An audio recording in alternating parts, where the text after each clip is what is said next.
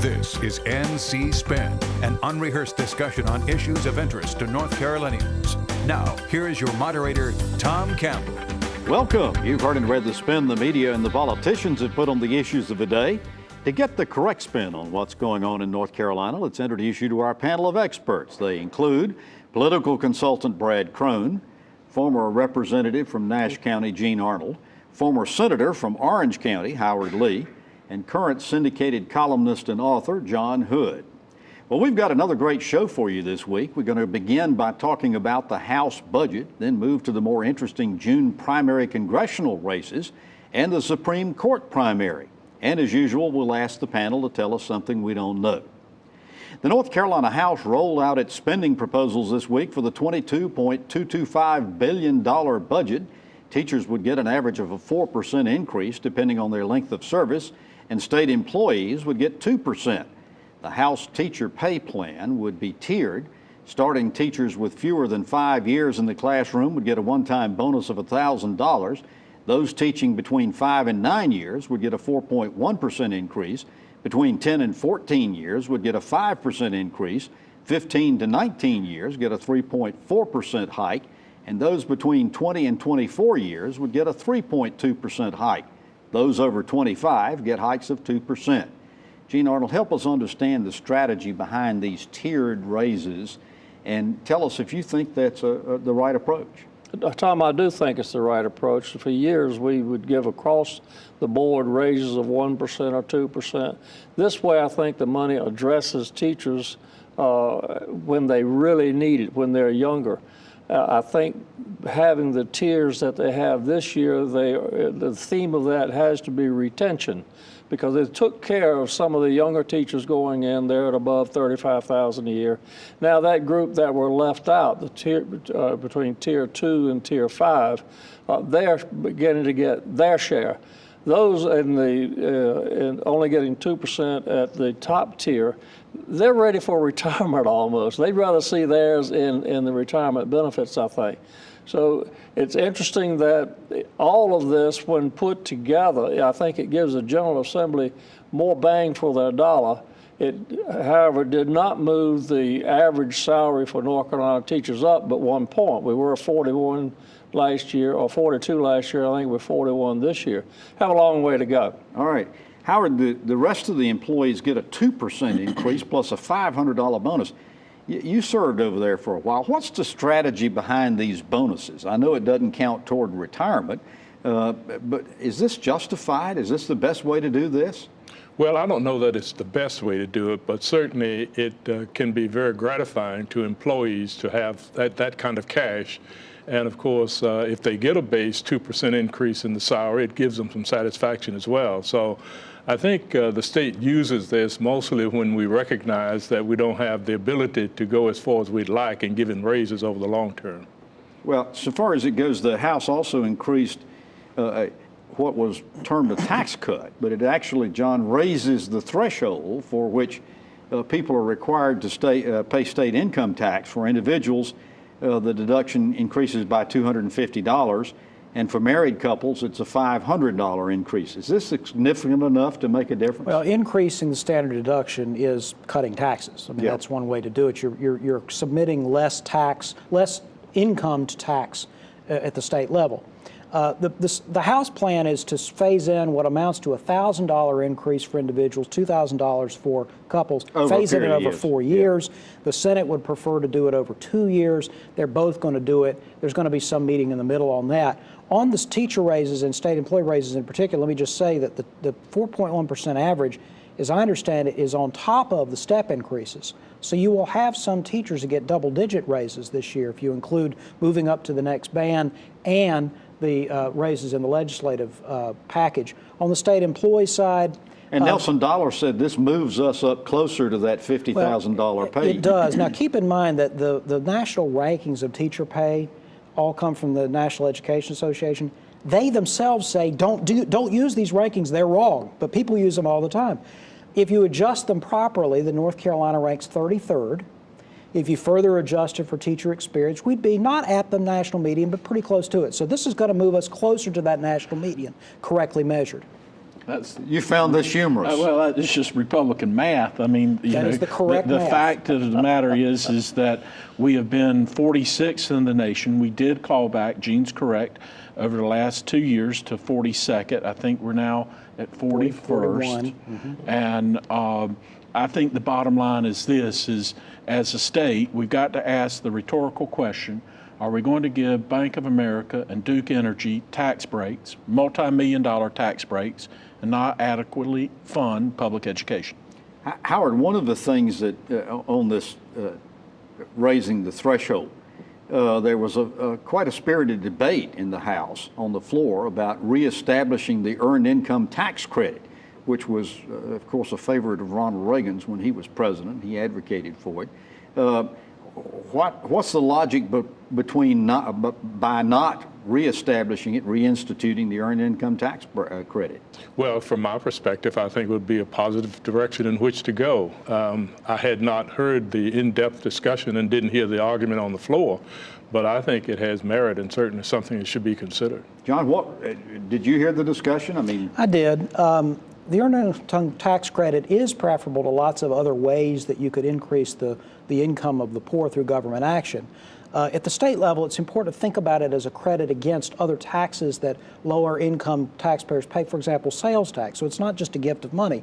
But for some taxpayers, it might be, and there is for the federal income tax credit, which North Carolina is just a piggyback on. The federal tax credit does have significant fraud rates that need to be addressed. Well, and there were arguments on the floor, Tom, from the Republicans, which I think have some validity, is that without the earned income tax credit, the folks who have been impacted or would be impacted by that have actually had a decrease in their tax liability. So, you know, what is the validity of the earned income tax credit?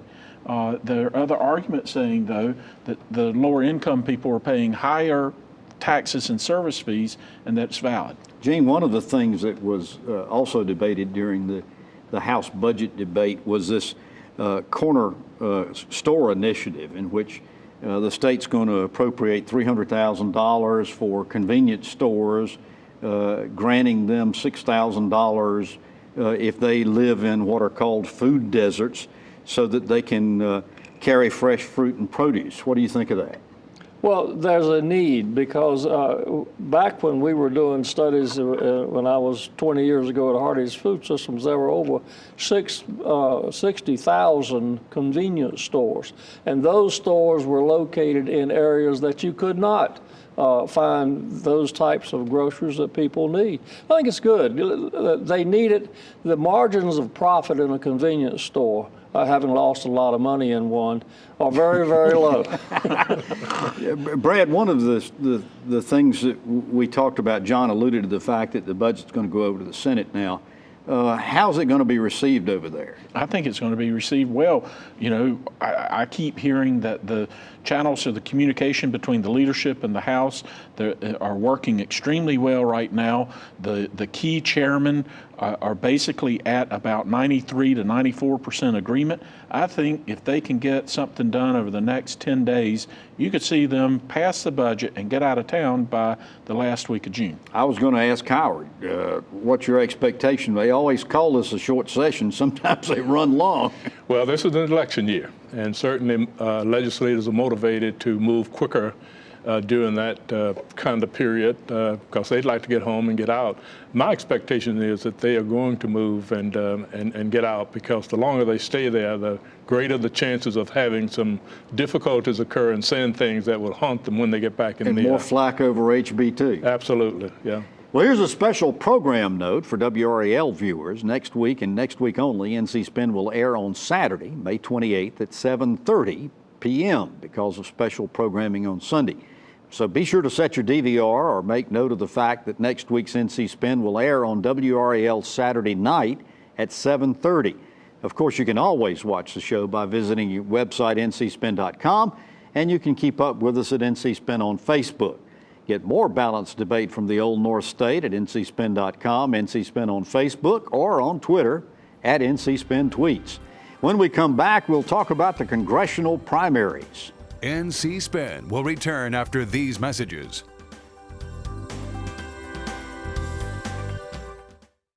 Baseball players from other countries are considered guest workers here. Baseball, the previous administration and Congress cut a deal in 2006 allowing foreign players to travel freely across the country. Not so for agriculture guest workers. They're vilified for doing work Americans won't, and they face a mountain of red tape just to get here. Shouldn't American agriculture get the same consideration as baseball? Farm Bureau and Agriculture, we keep North Carolina growing. North Carolina is a great state with great assets. Among them are 180,000 state employees. Our legislators are considering important decisions regarding working conditions, health insurance, retirement benefits, and pay for state employees. Scenic is the one voice at the table when those decisions are being considered. Scenic is revitalized and refocused. A stronger Scenic ensures a more effective voice. Learn more at www.scenic.org. We now return to NC Spin. Because of the court-ordered redistricting, the primary elections for North Carolina congressional elections was delayed until June 7th. And with elections only 16 days away, we want our panel to tell us some candidates and their assessment of some of the more interesting elections. Howard, we've got an unusual date, an unusual circumstances for this election because of this shortened election cycle. And in fact, it's a winner-take-all contest, the top vote getter automatically being in the general election in November. What kind of voter turnout are you expecting? I think it's going to be fascinating to watch the reaction of both the candidates and the voters in this upcoming election. It's a bad time, and there are really no sexy races in this particular group. So I don't know what's really going to drive people to the polls. And in addition to that, these presidential races are sucking the air out of everybody's attention these days, and we don't have any major offices. And the dollars out of their pocketbooks. And the dollars out of their pocketbooks. So I think it's going to be a fairly low turnout. Gene, one of the more interesting congressional primaries is going to be in your House District 2, which you're in. Incumbent Republican Renee Elmers is being challenged by George Holding, who was redistricted out of his 13th district seat.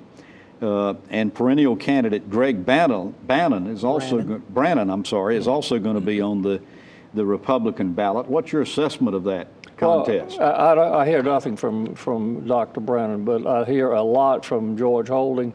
He is by far more aggressive in his campaigns.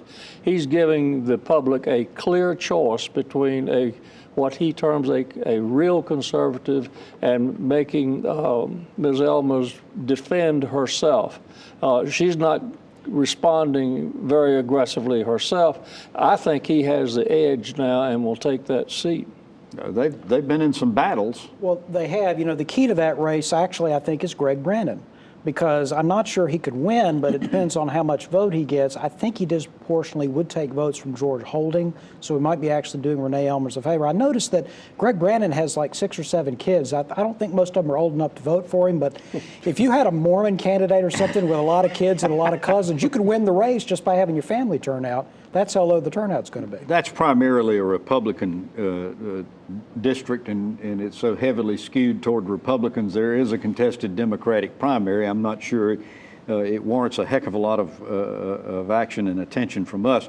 But over in the third district, Brad Walter Jones has always drawn primary opposition just as long as he's run. This time he's rematched with Taylor Griffin, who's ran against him once, and Phil Law. How do you handicap this one? Walter Jones Jr. is tough as train smoke. I mean, it's going to take a stick of dynamite to get him out, and I don't see Taylor Griffin having a stick of dynamite. He may have a cap gun, he doesn't have a stick of dynamite. Walter Jones is going to have that seat as long as he wants it. Interesting. Anybody disagree with that?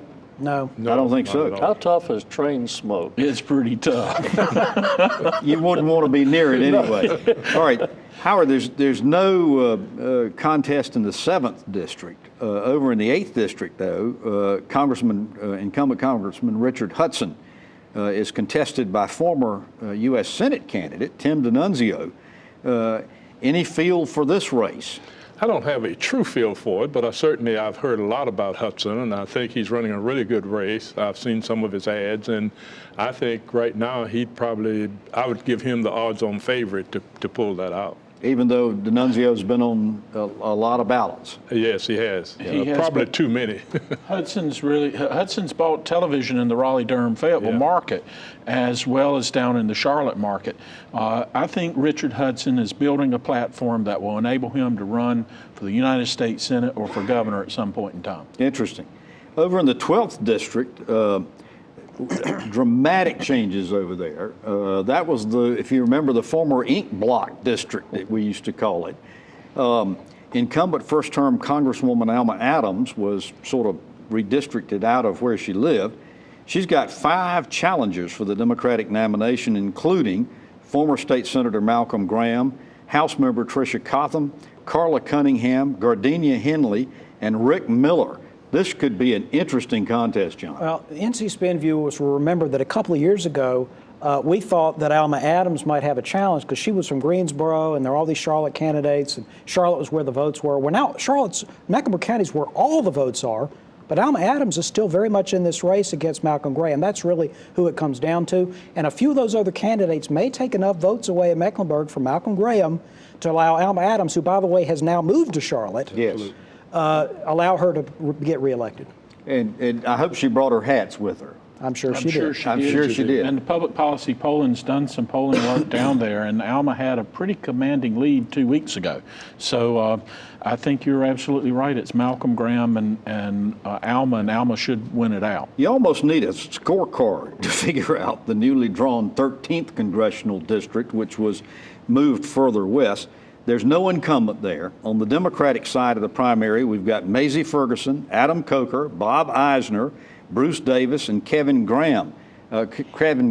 Any insights on this race? Well, watch Bruce Davis. He's a former county commissioner, I believe, in Guilford County from High Point.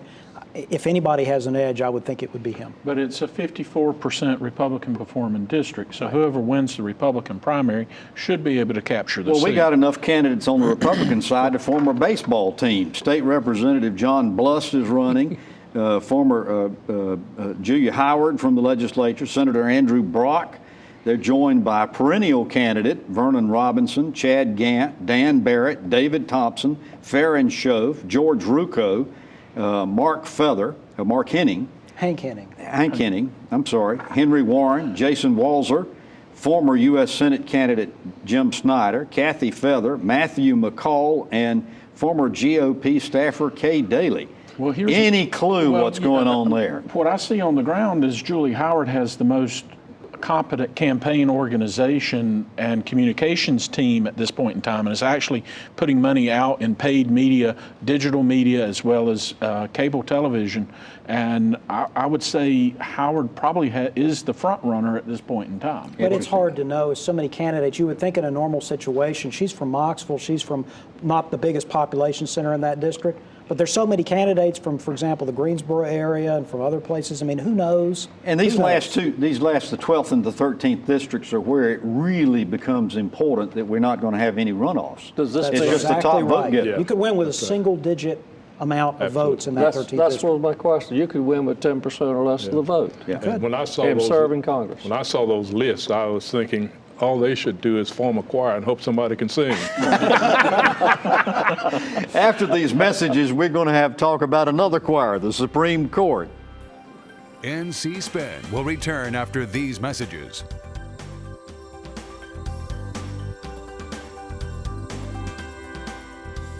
Closed, a sign you're seeing too often, especially on abandoned grocery stores and markets. When these stores close, we all lose. We lose the healthy North Carolina grown fresh produce, and our farmers lose local outlets to sell what they grow. The Healthy Corner Store Initiative can change this by providing resources to local small store owners so they can stock and sell fresh fruits and vegetables. Find out how you can get involved at ncallianceforhealth.org.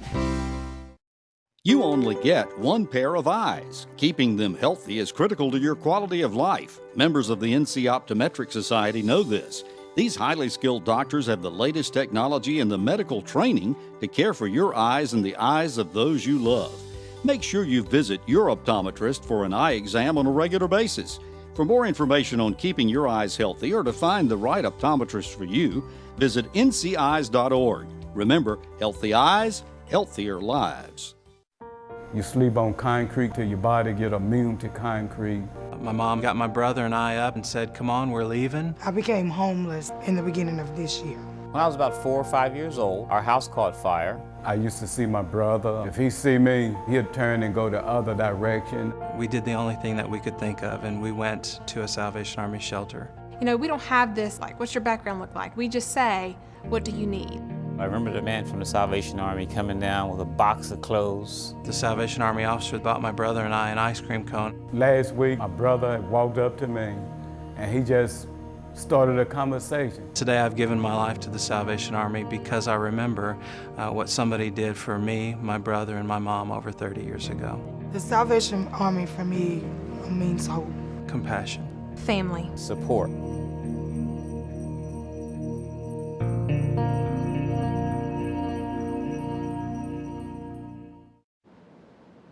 We've been talking about the June 7th primary elections. Another one that's going to be held is a North Carolina Supreme Court seat. Last year, the legislature passed a law allowing retention elections for the highest court, but a 3-judge Superior Court panel ruled this unconstitutional, saying the Constitution called for real elections, didn't provide for elections in which voters could just opt to retain an incumbent justice.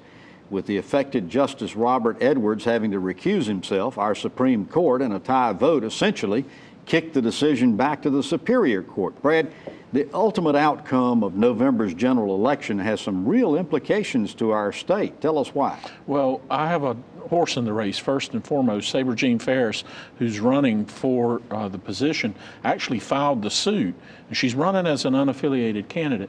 And her basic position is that we don't need partisan politics in the state Supreme Court. And Tom, you're absolutely right. It's about partisanship. What was amazing about the case was that the legislature took an action that was unconstitutional based purely on partisan politics. And you know, the question mark is, do you want partisan politics in your Supreme Court? All right, John, but one of the things that's really interesting about this is that we've got not only Justice Edmonds in this race and Sabre Ferris, we've also got Michael Morgan and Dan Robinson. So help us understand how this is going to work in the primary. Obviously, there will be 2 candidates facing off in November. First 2 past the post, yeah. So this is the highest 2 vote getters? That's how it works. Remember, we don't have officially partisan judicial elections, and so you don't have a partisan primary. It's just top 2 vote getters move forward. I assume it's going to be Bob Edmonds, the incumbent, and Sabre Ferris, but we'll see. Edmonds, in my opinion, has been a very good justice on the Supreme Court and did not ask for the retention election idea that the legislature enacted, presumably to benefit him. Interestingly, in that case, you had a liberal group and a conservative group jointly file a brief in favor of getting rid of the retention election. Howard and Gene, both of you, quick comment. Is this race enough to draw people to the polls, or do they don't?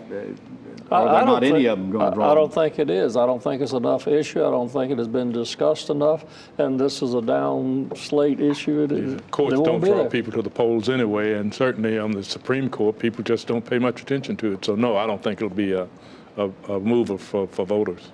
All right. After these messages, we're going to ask the panel to tell us something we don't know. NC Spin is brought to you in part by the North Carolina Farm Bureau. The Farm Bureau and Agriculture. We keep North Carolina growing.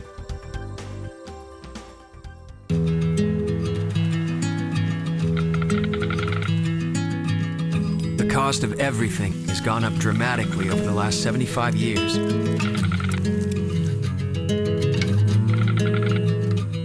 With one exception, keeping electricity affordable. That's the power of your co-op membership. Learn more at togetherwesave.com. North Carolina's Touchstone Energy Cooperatives, looking out for you. It's a fact, patients who receive care in the medical home from a trusted family physician reduce healthcare costs through prevention, early detection, and affordable management of high-cost chronic diseases. Every dollar invested in healthcare matters. Let's invest them wisely, building on North Carolina's medical home model.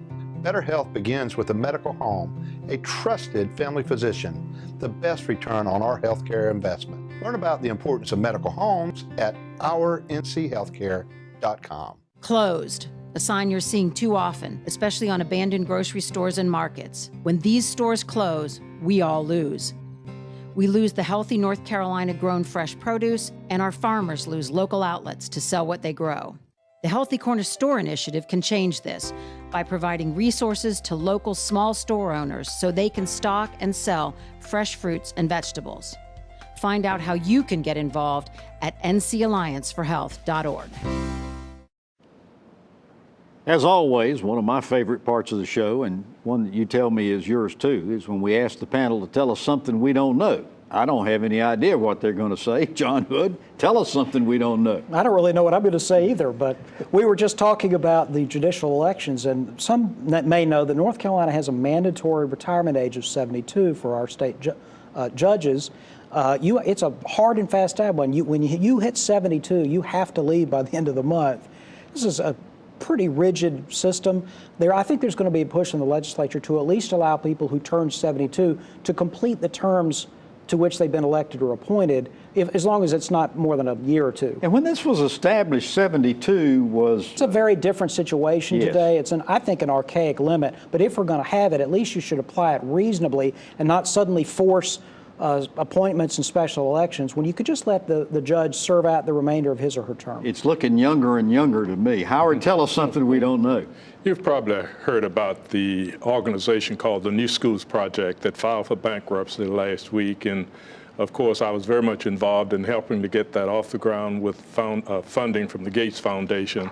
Very disappointing that it has reached this end, but they've started some really good programs, and I have no doubt that schools will continue to carry on and their good work will last, but it's very disappointing that that occurred. Yes, that was very much a surprise to most people. Absolutely. Wasn't it? Yeah. Gene Arnold, tell us something we don't know. Tom, the North Carolina Public School Forum is about to issue its 16th study that it has done over the 30 years it's been in existence. So they've been studying issues such as race equity, the low performing schools, and also the effect of trauma on learning in the schools.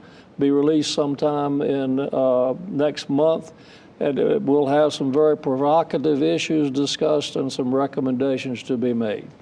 While you're talking about the Public School Forum this past week, the forum honored for the J. Robinson Awards, honored John Dornan, longtime director, right. Joanne Norris, also a longtime director, and Jim Martin, former governor that you wrote about. So we congratulate and salute them. Brad Crone, tell us something we don't know. Well, Tom, a follow-up to the state bond issue, the Connect NC bond. Of course, it passed overwhelmingly, almost 2-1. The lawyers on Wall Street have been busy. They are writing the documentation right now on putting the bond packages together. I think you'll have a report back to the state treasurer probably the third week of June, and bonds go into the market in early July. The movement in the legislature about trying to redirect some of those bonds, is that going anywhere? Inconsequential at this point in time. I think the first tranche is coming, and it'll be in July. Well, you've heard our spin on the issues of the day. To stay informed all during the week, give your feedback, and read our column, be sure to visit ncspin.com or catch NC Spin on Facebook. And join us next week when we'll have more balanced debate for the Old North State. Until then, stay informed and watch out for the spin.